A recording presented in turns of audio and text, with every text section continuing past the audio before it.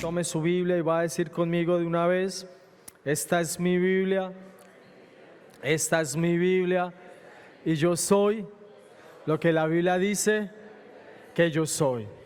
Yo tengo lo que la Biblia dice que tengo, y yo puedo hacer lo que la Biblia dice que hoy puedo hacer. Yo recibiré la palabra de Dios.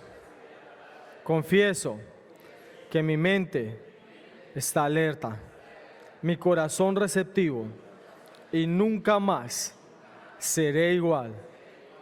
En el nombre de Jesús, amén. Muy bien, puede tomar asiento, por favor. Nuestros pastores les envían muchos recuerdos, muchos saludos.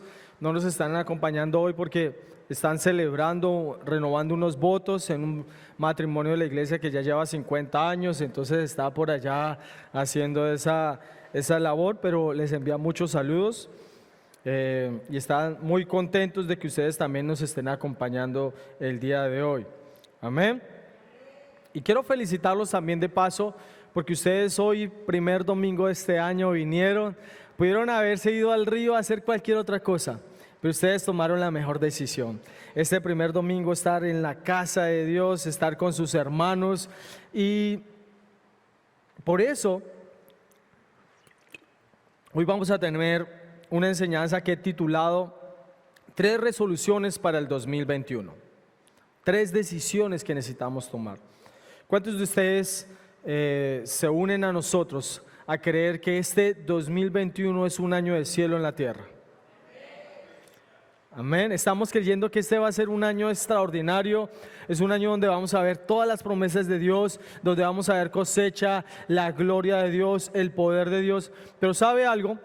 Para que sea un cielo en la tierra, usted y yo necesitamos hacer 3 cosas, ¿sí? Porque el cielo en la tierra no es automático. Yo tengo que hacer algo. Así que hoy vamos a entender o vamos a conocer cuáles son esas 3 cosas que vamos a hacer para que este año sea cielo en la tierra. Amén. Y quiero arrancar dando unos versos que nos van a demostrar por qué hacer la voluntad de Dios en estos días va a ser la mejor decisión que nosotros podamos tomar. Arranquemos en Efesios capítulo 2, verso 10. Efesios capítulo 2, verso 10. Y yo quiero que usted tenga presente que vamos a estar en el mejor año de nuestra vida. Gracias. ¿En qué vamos a vivir este año? El mejor año de nuestra vida. Amén. Y dice Efesios 2:10. ¿Por qué vamos a vivir el mejor año de nuestra vida? Dice: porque somos hechura suya, creados en Cristo Jesús para buenas obras, las cuales Dios preparó de antemano para que anduviésemos en ellas. ¿Qué nos dice este verso?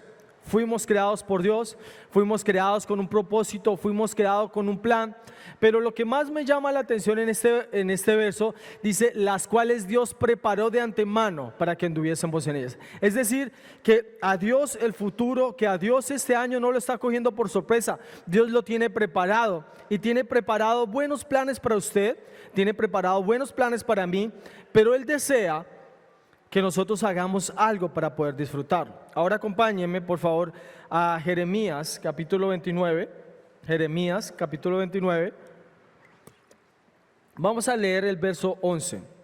Jeremías capítulo 29, verso 11.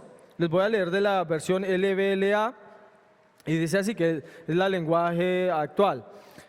Porque yo sé los planes que tengo para ustedes, declara el Señor, planes de bienestar y no de calamidad, para daros un futuro y una esperanza. Entonces, cuando nosotros entendemos cuál es el plan de Dios, podemos descansar y estar tranquilos. Dice, para darnos un futuro, pero la pregunta es, ¿va a ser cualquier clase de futuro? No, va a ser un futuro glorioso, va a ser un futuro bendecido. Y dice, para darnos también una esperanza.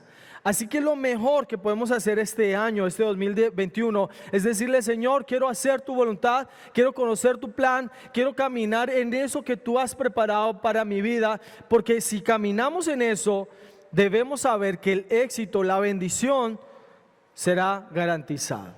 Amén. ¿Por qué? Porque son planes que Él ya ha preparado. En el primer servicio les decía, es como ¿cuántos les gusta salir de vacaciones? ¿Alguno? Bueno, a mí se me gusta vacacionar. Y cuando uno va a vacacionar, ¿qué hace? Uno hace planes, ¿verdad? Uno tiene el ahorro, define el lugar, compra los tiquetes, mira el hotel o si se va a quedar por Airbnb. Bueno, usted comienza a hacer toda la organización porque usted tiene un plan.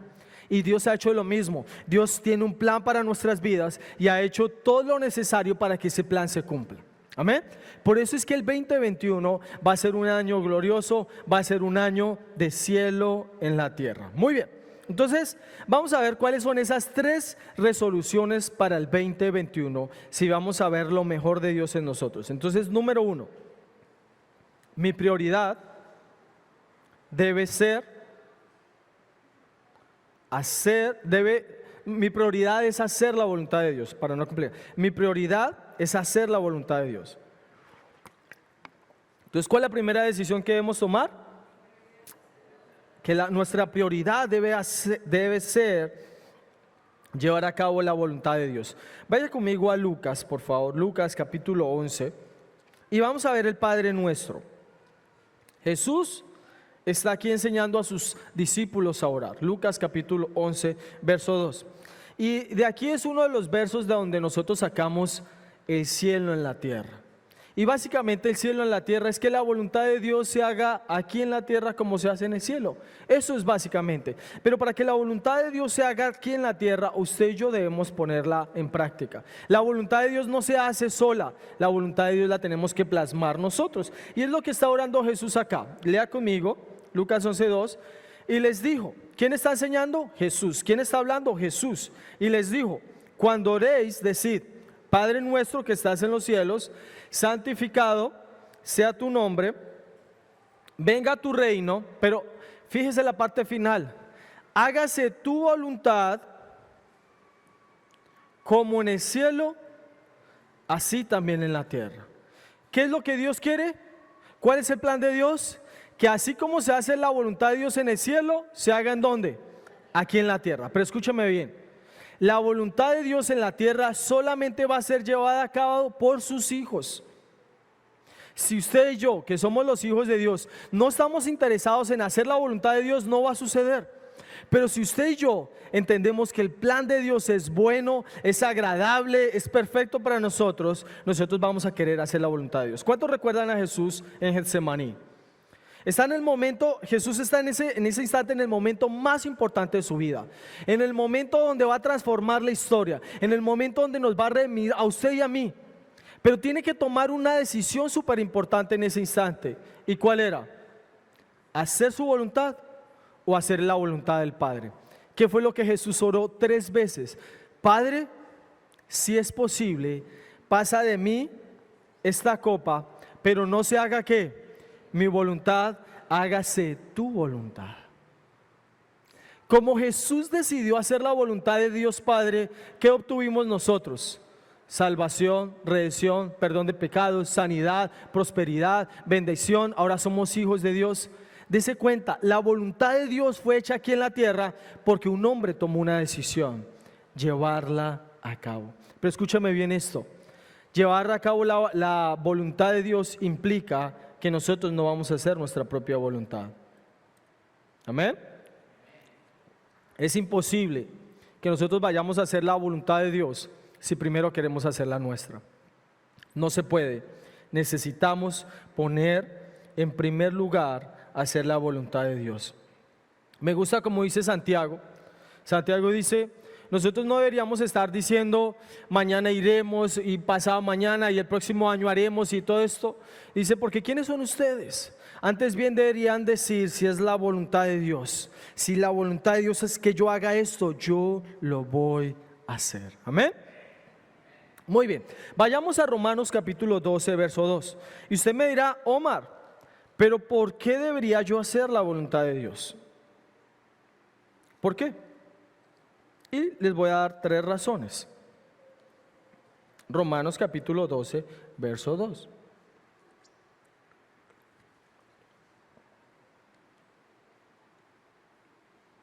Dice así Romanos capítulo 12, verso 2. No os conforméis a este siglo, sino transformaos por medio de la renovación de vuestro entendimiento, para que comprobéis cuál es la ¿qué? La buena voluntad de Dios, agradable y perfecta. ¿Por qué deberíamos querer hacer la voluntad de Dios? Porque número 1 es buena, número 2 es agradable y número 3 es perfecta. ¿Cuál es la razón para hacer la voluntad de Dios? Porque siempre va a ser bueno. Porque cuando yo comienzo a caminar en la voluntad de Dios me doy cuenta que es agradable. Pero no solamente me doy cuenta que es agradable, sino que entiendo que es perfecta para mí. ¿Cuántos creen que Dios tiene un buen plan para su vida? Así que la mejor decisión que podemos tomar el primer domingo de este año es que nuestra prioridad debe ser hacer la voluntad de Dios. Es lo más importante. ¿Por qué decimos que es una prioridad? Porque es antes que todo. ¿Sí? Antes que todo, ¿qué queremos hacer? La voluntad de Dios. Porque cuando conocemos la voluntad de Dios, nos damos cuenta que es lo mejor que podemos hacer. Amén. Ahora, quiero que diga conmigo, en este año, háblale con ganas, en este año, yo decido conocer la voluntad de Dios y vivir en ella. Me gusta lo que hizo Pablo. Acompáñenme a Hechos, por favor. Hechos, capítulo 9. ¿Ustedes recuerdan quién era Pablo antes de conocer a Jesús? Un perseguidor de la iglesia, muy bien. Era de los que sacaba a los cristianos allí que estaban reunidos, los llevaba a la cárcel, los llevaba ante los sacerdotes para que fueran allí. Algunos hasta fueron apedreados, recuerdan a Esteban. Pero cuando Pablo tiene un encuentro con Jesús, Pablo hace dos preguntas. Veámoslo. Hechos capítulo 9, verso 4, por favor. Hechos capítulo 9, verso 4. Si quieren desde el verso 3 para leer el contexto, por favor. Verso 3. Mas yendo por el camino, aconteció que al llegar cerca de Damasco, repentinamente le rodeó un resplandor de luz del cielo. Básicamente fue la gloria de Dios, ¿sí? Dice el verso 4, y cayendo en tierra, oyó una voz que le decía, Saulo, Saulo, ¿por qué me persigues? Entonces, aquí Jesús se presenta a Pablo. Pero, ¿cuál fue la respuesta de Pablo? Verso 5, él dijo, ¿quién eres, Señor? Y él le dijo, yo soy Jesús, a quien tú persigues. Dura cosa te es dar coces contra el aguijón. Él, temblando y temeroso, dijo, Señor, ¿qué quieres que yo haga? Y el Señor le dijo, levántate y entra en la ciudad y se te dirá lo que debes hacer. ¿Cuáles son las dos preguntas que hace Pablo? ¿Quién eres y qué quieres que yo haga? Esas son las mismas preguntas que nosotros debemos hacernos hoy y responder. ¿Quién es Jesús para nosotros y qué quiere Jesús que nosotros hagamos? ¿Quién es Jesús para nosotros y qué quiere que nosotros hagamos? En días pasados les estuve hablando un poco acerca de que Jesús primero debe ser nuestro Señor para poder ser nuestro Salvador. Muchas veces tenemos a Jesús solamente como Salvador. Ay, sí, tan bonito, Él murió en la cruz por mí, Él padeció, fue hecho una sola llaga, Él fue al infierno y eso es maravilloso. Pero escúcheme bien, Él primero debe ser mi Señor para poder ser mi Salvador. Si Él primero no es mi Señor, no puede ser mi Salvador. Si Él no es quien manda en mi vida, no va a ser mi Salvador. Y es lo que está diciendo acá Pablo. Cuando él tuvo el encuentro personal con Jesús, lo primero que hace es preguntarle, yo quiero saber quién eres. Porque cuando yo conozco quién eres, yo puedo hacer lo que tú dices. Y Jesús se presentó a sí mismo como Jesús. Amén. Y le dijo allí, levántate y éntrate en la ciudad y se te dirá lo que debes hacer. Ahora, la voluntad de Dios está clara. ¿En dónde podemos encontrar claramente la voluntad de Dios? En su palabra. Si conocemos su palabra, podemos hacer su voluntad. Amén. Muy bien. Entonces, ¿cuál es la resolución número 1 en este 2021? Nuestra prioridad, ¿cuál es? hacer la voluntad de Dios. Muy bien, resolución número 2. Mi mayor necesidad es que Cristo crezca en mí. ¿Cuál es nuestra mayor necesidad? Que Cristo crezca en mí. O sea, ¿qué queremos en este 2021? ¿Tener más plata, más influencia, más posesiones? Si bien en gloria a Dios, pero nuestra prioridad, nuestro objetivo, ¿cuál es? Que nosotros menguemos para que Cristo pueda crecer en nosotros. Acompáñenme a Juan capítulo 3, verso 30. Juan capítulo 3, verso 30. Y se los voy a leer de la versión LBLA. Dice así, Juan capítulo 3, verso 30. Es necesario que Él crezca y que yo disminuya. ¿Qué es necesario? Que Él crezca. Me gusta que Juan el Bautista dice es necesario. Ahí Juan el Bautista no está dando como alternativas, dice no, es una necesidad. ¿Cuál es la necesidad de nosotros como hijos de Dios en este 2021? Que Cristo crezca en nosotros para que nosotros podamos menguar. Cristo no va a poder crecer o ser más relevante o más representativo en nosotros a menos que nosotros decrezcamos. Si este vaso está lleno, supongamos que esta es nuestra vida, aquí estamos nosotros, y este es Dios, este es Jesús. ¿Qué pasa si yo le sigo echando agüita acá? Se va a derramar. ¿Por qué? Porque ya está lleno. ¿Qué debo hacer yo para que Cristo crezca en mí? Debo menguar, debo consumirme para que ahora Dios pueda llenarme. Si yo estoy lleno, Él va a poder crecer en mí. Si yo estoy lleno de mis deseos, de mis anhelos, de mis sueños, ¿voy a poder hacer el sueño de Dios, el plan de Dios? No voy a poder. Por eso Juan el Bautista dijo, es necesario que yo decrezca, es necesario que yo disminuya. La Nueva Traducción Viviente lo dice en los siguientes términos. Él debe tener cada vez más importancia y yo menos. ¿Quién debe tener más importancia en nuestra vida? Cristo. ¿Y quién debe menguar? Yo. Muy bien, vaya conmigo ahora a Gálatas, por favor. Gálatas capítulo 2, verso 20. Que yo sé que la mayoría se lo sabe.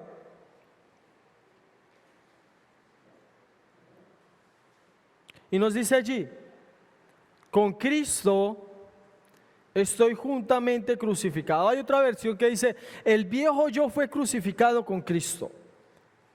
Y ya no vivo yo, mas vive Cristo en mí, y lo que ahora vivo en la carne, lo vivo en la fe del Hijo de Dios, el cual me amó y se entregó a sí mismo por mí. ¿Quién vive ahora? ¿Quién es el centro de mi vida? ¿Quién es el más importante? Cristo. Muy bien. Ahora la pregunta es, ¿qué significa que Cristo vive en nosotros? ¿Qué significa? Vamos a ver la respuesta. Primera de Juan, capítulo 2, verso 3 al verso 6. ¿Qué significa que Cristo viva en nosotros?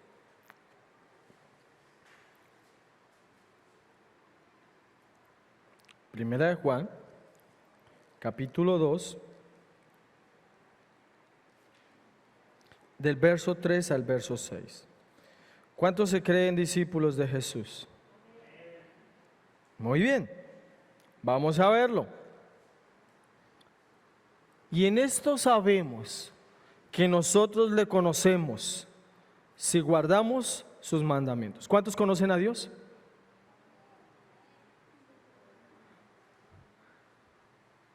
¿Cuál es la medida para saber si conocemos a Dios? Guardamos sus mandamientos. O sea, no puedo conocer a Dios si no es a través de su palabra.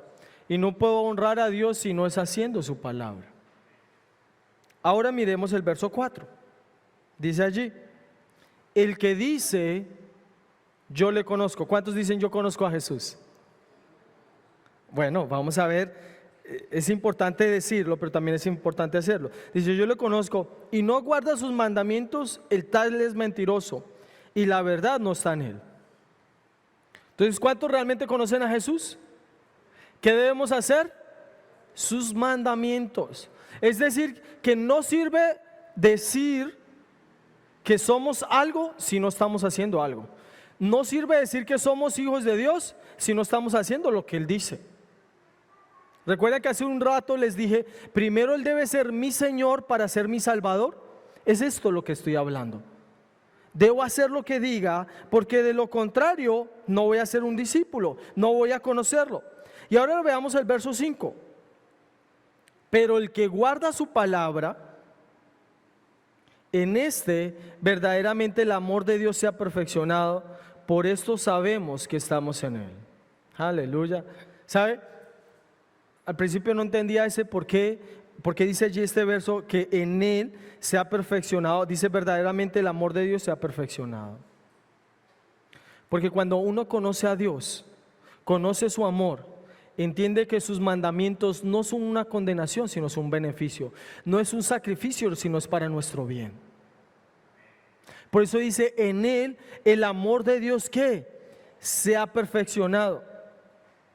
Dice, por esto sabemos que estamos en Él. ¿Y cómo concluye? Verso 6. La manera más fácil, como lo puede concluir. El que dice que permanece en Jesús, el que dice que es un hijo de Dios, el que dice que cree en Dios, ¿qué debe hacer? Debe andar como Él anduvo. ¿Cómo debemos andar? Como Jesús vivió en esta tierra. La pregunta es, ¿cómo Jesús vivió en la tierra? Veámoslo. Efesios capítulo 5. Acompáñenme, Efesios capítulo 5, verso 1, verso 2. Dice así, Efesios capítulo 5, verso 1. Sed pues imitadores de Dios como hijos amados, y andad en amor, como también Cristo nos amó, y se entregó a sí mismo por nosotros, ofrenda y sacrificio a Dios en olor fragante. ¿Cómo andó Jesús? En amor. ¿Y cómo podemos andar nosotros? ¿Cómo podemos andar nosotros en amor? La parte allí dice, y se entregó a sí mismo por nosotros. ¿Quieres saber cómo caminar en amor? Tienes que entregarte por otros. ¿Cómo así, Omar? ¿Entregarme por otros? ¿Debo dar mi vida por otros? No, sencillamente sea su lugar a otros. Tengan estima a otros. Prefiera a otros primero que usted. Eso es caminar en amor. ¿Recuerdan cuando Jesús está en la cruz? Ha sido latigado, ha sido castigado, le taparon, le pusieron allí una manta sobre su cabeza, comenzaron a darle puños. Y si tú eres el Hijo de Dios, dime quién fue el que te golpeó. Y si tú eres el Hijo de Dios, bájate de la cruz. ¿Sí? Los ladrones que están a su lado, uno le dice, si usted es el Hijo de Dios, sálvese a usted mismo y sálveme a mí. Pero ¿cuáles son las palabras de Jesús después de todo esto, de todas estas horas de martirio, de tormento? Padre, perdónalos, ¿por qué? Porque no saben lo que hacen. Venga, acaban de maltratar a Jesús, más o menos por 48 horas. Y Jesús lo que hace es, Padre, perdónalos porque no saben. Es decir, Él puede haber dicho, Padre, tómales en cuenta ese pecado, nunca se los borre, castígalos, que eso que me dieron a mí reciban lo mismo. Pero ¿qué dijo Jesús? No les tomes en cuenta, perdónalos, no saben lo que ellos están haciendo. Es decir, Él entregó su lugar, ¿sí? Él prefirió que otros estuvieran bien para que Él tal vez no pasarla tan bien. ¿Qué hubiera sido más chévere? ¿No les parece que hubiera sido más chévere? Señor, manda una legión de ángeles y llévate todos estos pecadores. ¿Lo pudo haber hecho? Sí, de hecho Jesús le dijo a sus discípulos, es que acaso ustedes no saben que si yo le pido a mi Padre, Él enviaría una legión de ángeles. Un solo ángel mató en una noche a 160,000. Un solo ángel. De hecho, cuando fueron a capturar a Jesús, Jesús cuando le preguntan, ¿y quién es Jesús? Jesús dice, yo soy, y ellos retroceden y caen. En 3 oportunidades ocurrió esto. Por eso es que Juan 6 dice por allá que a Jesús no le tomaron su vida, sino que Jesús la entregó por amor a nosotros. ¿Quieres amar? Es necesario que te entregues a ti mismo, que entregues tu lugar, que entregues tu egoísmo, que entregues tus pasiones. Les ponía el ejemplo, el primer servicio. ¿Cuántos de ustedes han estado haciendo la fila en el banco, en el supermercado, algo así? ¿Alguno de ustedes ha hecho la fila? Y llega un avispado que conoce al que está de primeras y usted ya lleva 2 horas y esa fila nada que avanza. ¿Usted qué piensa? Ay, qué bendición, ay, tan lindo. No, hágale, siga. Si viene con alguien más, que siga, por favor. Sí, aquí yo puedo esperar otro ratico, eso no pasa nada. No, ¿verdad? Uno como se enoja, uno como respeten la cola. Yo en los bancos, a mí no me gusta hacer el escándalo, pero yo promovía el escándalo. Entonces yo era el que comenzaba a decirle a las señoras de lado, porque a las señoras de lado sí les gusta hacer el escándalo. Yo comenzaba a decirle, oiga, qué conchudez ese man, ¿no? ¿Qué tal? Uno acá media hora y nada que lo atienden y llega y porque es amigo, a ese sí lo dejaron pasar. Y normalmente había una, oiga señor, que respete la cola, siempre había alguien. Pero ¿sabe? Caminar en amor va a ser justamente lo contrario. Va a estar interesado en el otro más que en sí mismo. Y fue lo que Jesús demostró. Jesús cuando estaba en la cruz, ¿estaba muriendo por sus propios pecados? Él la estaba pasando mal. De hecho, dejó de ser Dios para tomar semejanza de hombre y morir por nosotros y estar 3 días en el infierno. ¿Para qué? Para que nosotros no tuviéramos que hacerlo. Eso es caminar en amor. Por eso dice, se entregó a sí mismo. No dice, y Dios lo entregó y Dios lo obligó. No, se entregó a sí mismo. ¿Quieres caminar en amor? Necesitas entregarte. Por eso, desde que estoy casado les he dicho, yo conocía el amor de Dios de una manera de soltero, pero una vez me casé, el amor de Dios cobró para mí otra dimensión.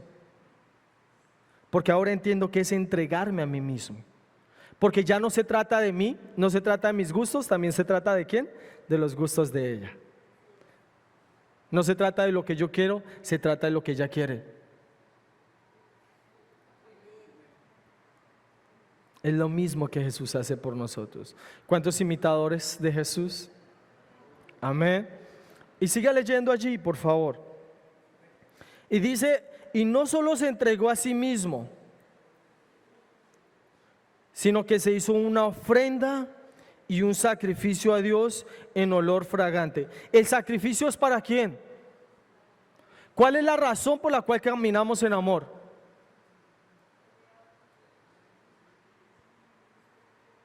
¿Porque la otra persona lo merece? ¿Porque es buena? Lo hacemos para Dios. Amén. Lo hacemos por Él. ¿A ustedes les da muchas ganas de caminar en amor, sinceramente? Yo tengo que ser muy sincero, a mí no me dan ganas de caminar en amor, pero lo importante es que no es por ganas, es porque quiero hacer la voluntad de Dios. Esposos, quiero hablar un momento con los esposos. ¿Cuántos de ustedes cuando han peleado con su esposa y su esposa no quiere reconciliar o pedir perdón o reconocer nada, cuántos de ustedes han pensado, pues yo tampoco, y esperemos a ver quién cede primero? Pero ¿qué hace el amor?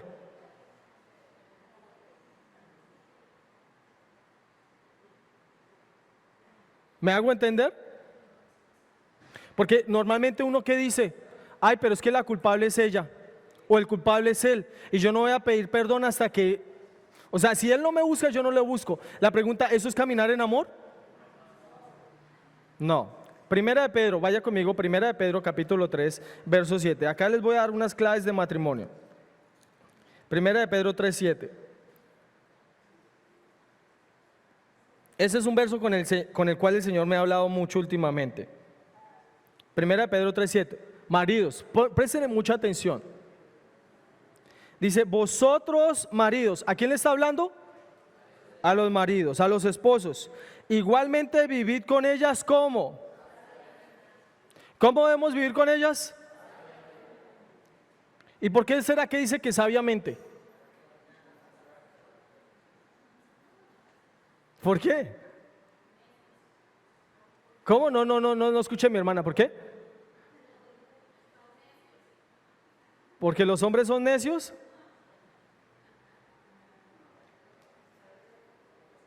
Bueno, sí, es cierto.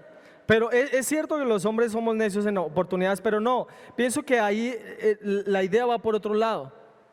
Porque Dios sabía que no iba a ser fácil. Y le dijo, tenga sabiduría. ¿Cuándo usted necesita sabiduría?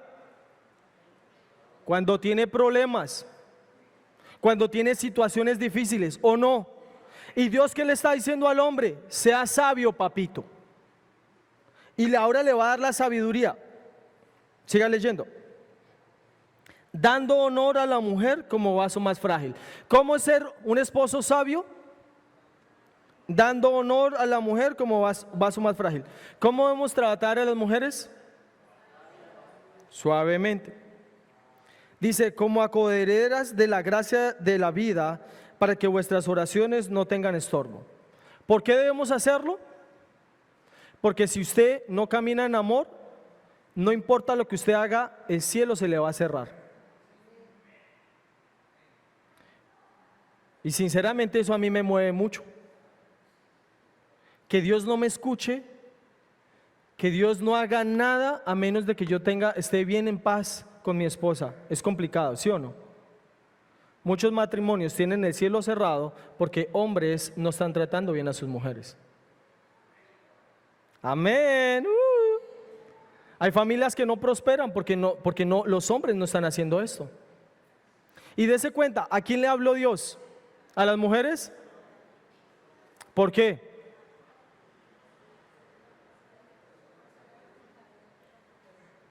Porque el hombre es el responsable. ¿Recuerdan a Adán y Eva? ¿Quién fue el primero que pecó? Eva. Y después de que pecó, le dijo, uy, mi amor, venga que esa fruta está como rica, yo probé y no me pasó nada. Y el otro bobo, pum, fue y comió. Pero cuando Dios lo llamó, ¿a quién llamó? ¿A Eva primero? Le dijo, Eva, ¿qué le pasa? No, le tomó cuentas a Adán. Dios, ¿a quién le va a tomar cuentas? Caballeros. Por eso dice, vivan como sabiamente. Diga conmigo, sabiamente. Porque si no, ¿qué pasa? El cielo se cierra. Diga conmigo, el cielo cerrado. ¿Cuántos quieren cielo sobre la tierra? ¿Qué van a hacer los esposos? Muy bien. Ok, vamos adelante. Y número 3.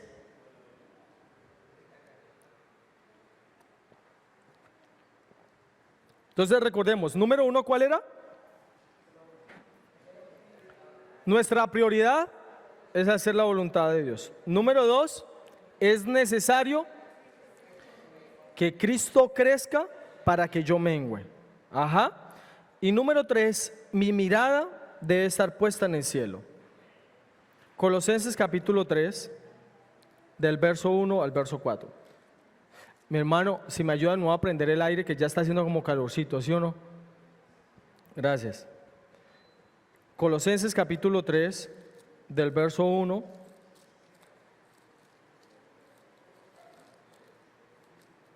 Perdón, sí, capítulo 3, del verso 1 al verso 4. ¿Cuántos ya llegaron? Dice así. Si habéis resucitado con Cristo, ¿cuántos resucitaron con Cristo? ¿Cuántos nacidos de nuevo? ¿Qué dice? Buscad las cosas de arriba, donde está Cristo sentado a la diestra de Dios. Verso 2. Poned la mira en las cosas de arriba y no en las de la tierra, porque habéis muerto y vuestra vida está escondida con Cristo en Dios. ¿A qué le debemos estar apuntando? A obtener las cosas del cielo. Y usted me dirá, Omar, entonces ahora yo debo andar viendo para el techo, así. Es lo que está diciendo el verso, que usted y yo vamos a andar así todo, entonces ya no vamos a ver al frente, sino no, la Biblia está diciendo otra cosa. Y quiero que veamos el ejemplo, y está en Hebreos capítulo 11, Hebreos capítulo 11, verso 24 al verso 27. ¿Qué sería vivir como alguien que tiene la mirada puesta en el cielo?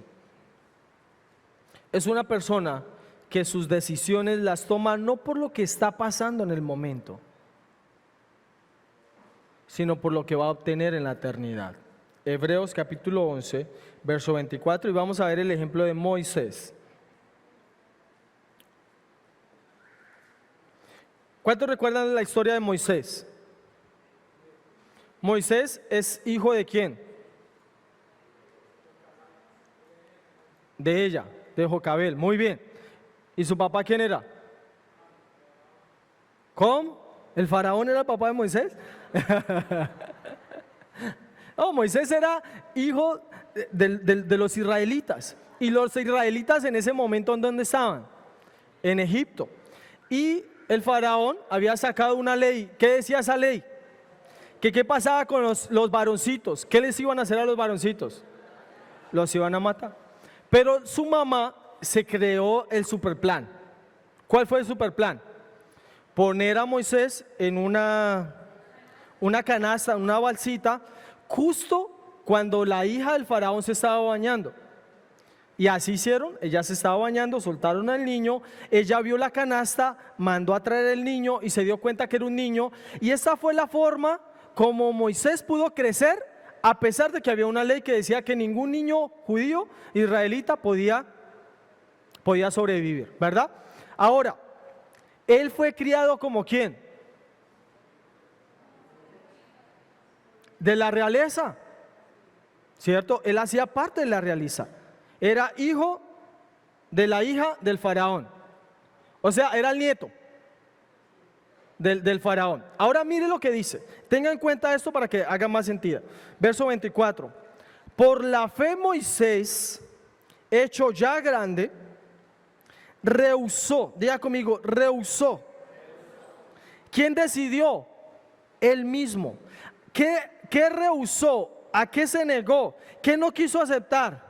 Llamarse hijo de la hija de Faraón. Imagínese eso. Moisés, cuando ya es grande, cuando ya tiene 40 años, dice: oiga, yo ya no quiero ser llamado como uno de estos hombres. Yo ya no quiero hacer parte de la realeza. ¿A cuántos les gustaría ser parte de la realeza? ¿Cuántos vieron la serie de La Corona en Netflix, no? De los reyes de Inglaterra. Y bueno, yo la he estado viendo por ahí con mi esposa y es como chévere la vaina y todo lo que tienen, todos los beneficios. Y a eso básicamente fue lo que renunció Moisés. ¿Pero por qué lo hizo? Siguiente verso, verso 25. Escogiendo. Me gustan estas palabras. Primero dice en el verso 24, rehusó, y en el verso 25 dice, escogiendo. Antes ser ¿qué? Maltratado con el pueblo de Dios, que gozar de los deleites temporales del pecado. ¿Qué es vivir una vida con la mirada puesta en el cielo? Es escoger seguir a Cristo por encima del pecado. Es escoger hacer la voluntad de Dios por encima de hacer sus propios deseos. ¿Nos cuesta? Claro que sí. ¿A cuántos de ustedes no les gustaría hacer cualquier cosa? Siendo sinceros. Y como que no fuera pecado. De hecho, yo cuando era más joven, yo decía: Señor, ¿por qué fue tan malo conmigo? ¿Por qué no me dejó conocerlo por allá a los 50, 60 años? Haber gozado la vida y ahí sí conocerlo. Eso era lo que yo en mi ignorancia pensaba. Señor, pero usted sí es como antichévere. Pero ¿sabe?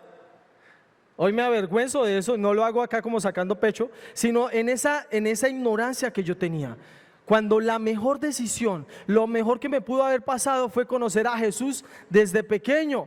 ¿Por qué? Porque me evitó toda una cantidad de problemas. Y es lo que está diciendo acá que hizo Moisés. Él rehusó, él escogió primero seguir a Cristo, que fuera un esclavo más, antes que vivir en el pecado. Y dice allí que gozar de los deleites temporales del pecado. Es decir, ¿el pecado tiene deleites? Sí. Si no, usted no lo haría. ¿A algunos les duele cuando pecan? ¿Como si le metieran una espina? ¿No? ¿Cuántos recuerdan cuando eran chiquitos? Que si usted no hacía lo que la mamá decía, le daban un pellizco o un coscorrón, ¿sí o no? Hoy en día ya casi no pasa eso, pero yo me acuerdo que si llegaba a visita y yo estaba jugando y gritando mucho y mi mamá me decía algo y yo no lo hacía, ella pasaba cerca a mí y si yo era más chiquito, o sea, obviamente yo era más chiquito que ella, era el coscorrón, o si la estaban viendo mucho era el pellizco y uno, ¿y qué pasaba si uno seguía haciendo lo mismo? Se repetía la dosis. ¿Hasta cuándo? Hasta que uno dejaba de hacerlo. Pero ¿sabe?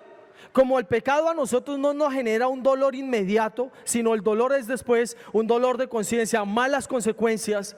Nosotros muchas veces queremos seguir pecando. Muchas veces deseamos hacer lo que hace el mundo antes que hacer la voluntad de Dios. Pero dése cuenta que es una decisión. Diga conmigo, es una decisión. Moisés rehusó y luego Moisés escogió. Diga conmigo, Moisés rehusó y Moisés escogió. Usted no puede decir, ay, yo no sé por qué es que hago estas cosas, porque usted las escogió. Amén. Verso 26. ¿Por qué Moisés escogió ser maltratado? La razón, verso 26. Teniendo por mayores riquezas el vituperio de Cristo que los tesoros de los egipcios. ¿Cuál es la razón por la cual no vivimos como en el mundo? ¿Por qué no hacemos lo que ellos hacen? Porque nosotros tenemos por mayor riqueza lo que Cristo nos va a dar que lo que podamos obtener en este mundo. Amén. Esa es la razón. Y ahora, porque tenía la puesta mirada ¿en dónde? En el galardón. ¿Y cuál es el galardón? ¿Por cuánto tiempo va a ser el galardón? Por la eternidad. Lo que usted y yo hagamos para hacer la voluntad de Dios va a tener una resonancia eterna, va a tener una consecuencia eterna. Pero el pecado y sus planes, lo máximo que va a poder disfrutar es lo que usted viva. Pero servir a Jesús, hacer el plan de Dios, nos va a dar un galardón eterno. Y cierro mi ejemplo con el verso 27. Por la fe dejó a Egipto, no temiendo la ira del rey, porque se sostuvo como viendo al invisible. ¿Cómo nos mantenemos nosotros? Como viendo al invisible. Subraya estas palabras ahí en su Biblia, por favor. En el verso 24, subraye rehusó. En el verso 25, subraye escogiendo. En el verso 26, subraye teniendo. Y en el verso 27, diga, subraye se sostuvo. Ese es el proceso, como usted y yo nos vamos a mantener viendo o como viendo con la mirada en los cielos. Número 1, rehusando vivir como el mundo. Número 2, escogiendo seguir a Cristo. Número 3, teniendo por mayor el seguir a Jesús. Y número 4, manteniéndonos viendo a quién, al invisible. Amén.